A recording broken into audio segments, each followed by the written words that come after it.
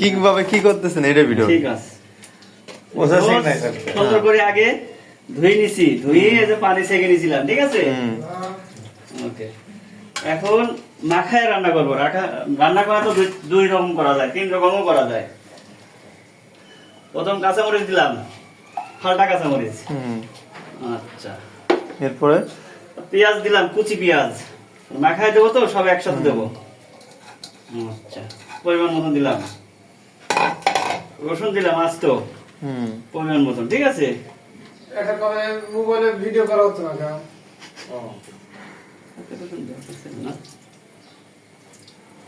এরপরে এই যে একটা আছে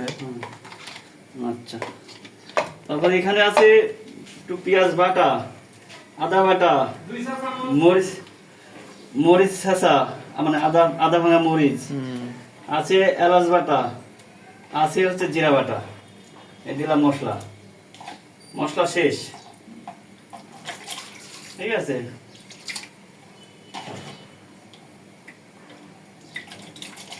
এখন জিরা লবণ হলুদ লবণ একটু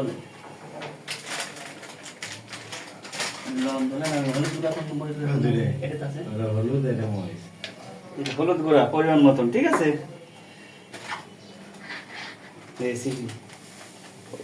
দেড় কেজি তো মাংসের উপর আন্দাজ করে না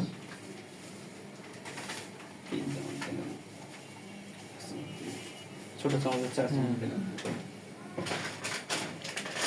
শুকনো মরিচ গুঁড়া পরিমাণ মতন ঝাল যদি বেশি খায় একটু বেশি দিতে হবে আর কম খালি কম দিতে হবে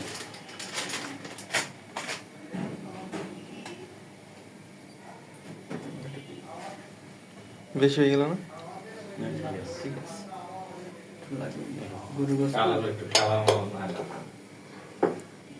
তেলের শিশি ভাই তেল তেল তো আছে হয়ে যাবে নি লবণ বানাইছেন লবণ দেবো 2 চামচ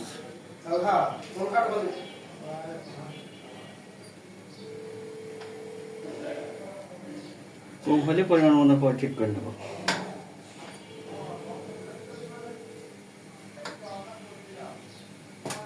তেল তেল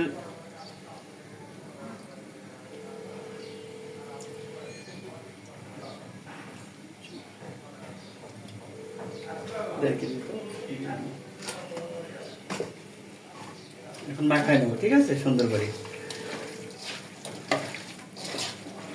মাখায় 5 মিনিট রাখা দরকার আছে কয়েক মিনিট তাহলে ফ্লেভারটা ভালো হয়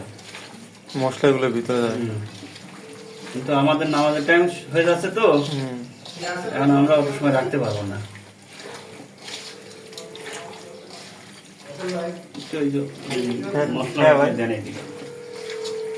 এলাচ এলাচটা বাই করেন তো ভাই এলাচটা বাই একটু ধুই দেন তো ওই বেসিন থেকে বাড়ি থেকে পানি নেন দারুচিনি লাগবে না বাড়ি দিচ্ছি ওই দারুচিনি লাগবে এলাচ করছে এলাচের মধ্যে দেন এই দারচিনির মধ্যে দেন এই দেন পটল ভাই রিয়া ভাই রাসেল ভাই ভিডিও করতে যদি হেল্প করবে আসি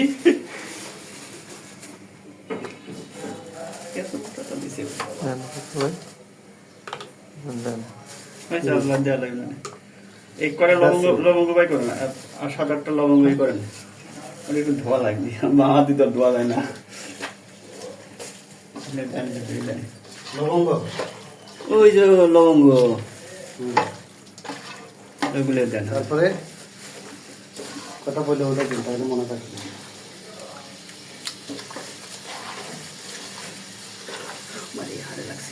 দেখেন আর খাইতে যান ভাই খেয়াল করে ভাই হ্যাঁ খুশা লাগছে রক্ত বাইরে না এখানে হালকা বাইরেছে রক্ত বাইরে হাত দেবো না হ্যাঁ রক্ত বাইরে হাত দেবো না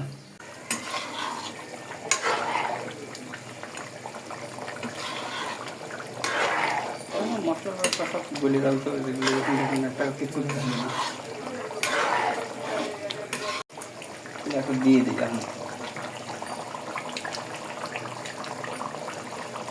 তেল দিয়ে দিই